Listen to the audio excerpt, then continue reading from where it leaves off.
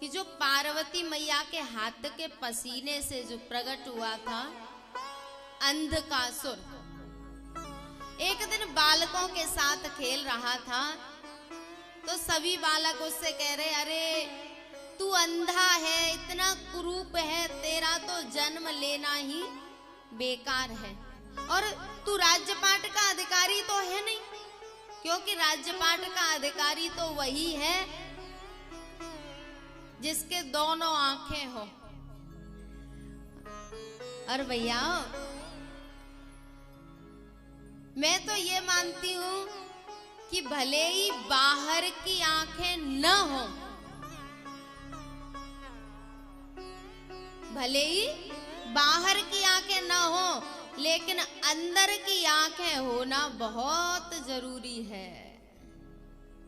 एक हमारे इतिहास में एक राजा हुआ है जो अंधा था। कौन? धृतराष्ट्र। धृतराष्ट्र अंधे थे, बाहर से भी अंधे थे और अंदर से भी। अब आप कहेंगे कि बाहर से अंधे तो देखे हैं, सुने हैं, पर अंदर से? प्यारे, बाहर की आंखें इतना महत्व नहीं रखती जितनी अंदर की रखती हैं।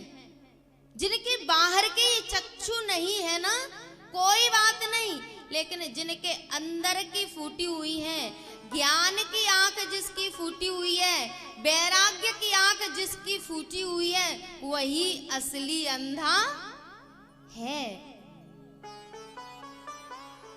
धृतराष्ट्र की बाहर की फूटी होती नो प्रॉब्लम, लेकिन अंदर की ज्ञान की आंख सही होती, वैराग्य की आंख सही होती, तो उसको ऐसा समय नहीं देखना पड़ता।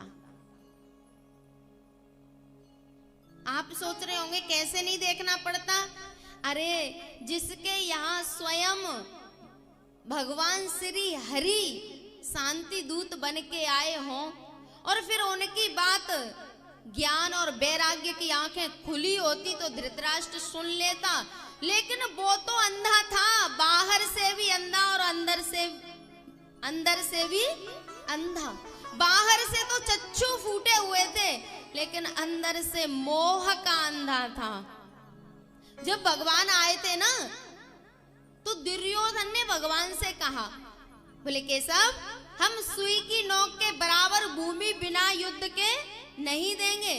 सुचग्रेणैव दास्यामि विना युद्धेन केशव।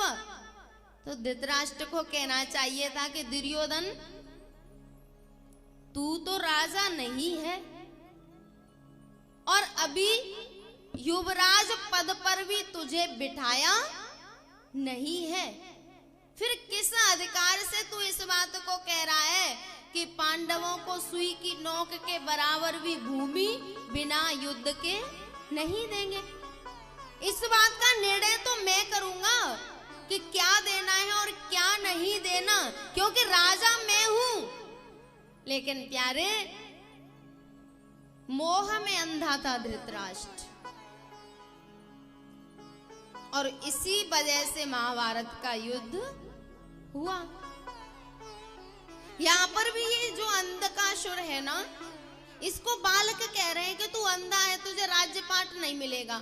और भैया, ये राज्यपाट की बड़ी बुरी बीमारी है,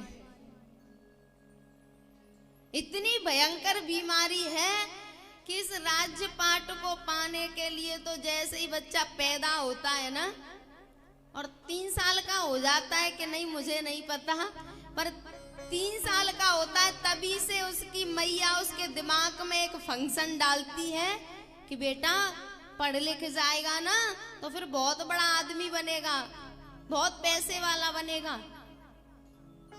बस कोई भी ये नहीं कहता कि बेटा तू पढ़ के भगवान का भजन करना, भगवान की भक्ति करना।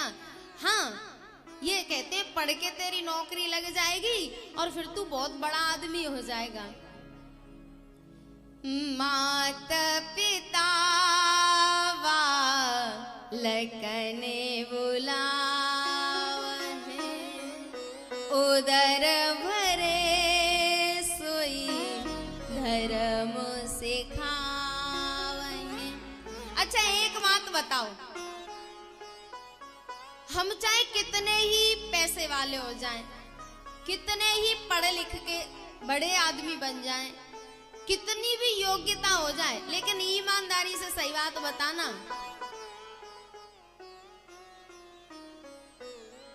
हम में और एक गरीब आदमी में कितना अंतर होता है।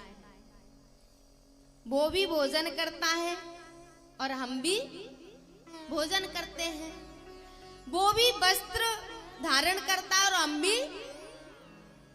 हाँ, एक बात जरूर है कि जब ज्यादा पैसा हो जाता है तो व्यसन जरूर जीवन में ज्यादा आ जाते हैं, क्योंकि गरीबों के बच्चों को कभी बिगड़ते नहीं देखा, और जो पैसे वाले होते हैं ना, उनके ठाकुर जी की संतों की कृपा हो तभी सुधरे हुए बालक मिलते हैं, नहीं तो सब।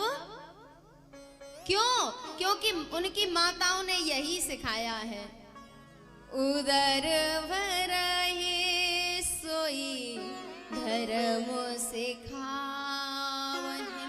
अब ये अंधकासुर अंधा है, कुरूप है, लेकिन जैसे ही सुना कि मुझे राज्य पाट नहीं मिलेगा तो तपस्या करने चला गया, और तपस्या से भगवान की भक्ति नहीं मांगी, भगवान की प्राप्ति नहीं की, तो वरदान मांगा कि मेरी आंखें सही हो जाएं और मुझे ही सारा राज्य पाट मिले, मैं राजा बनूं।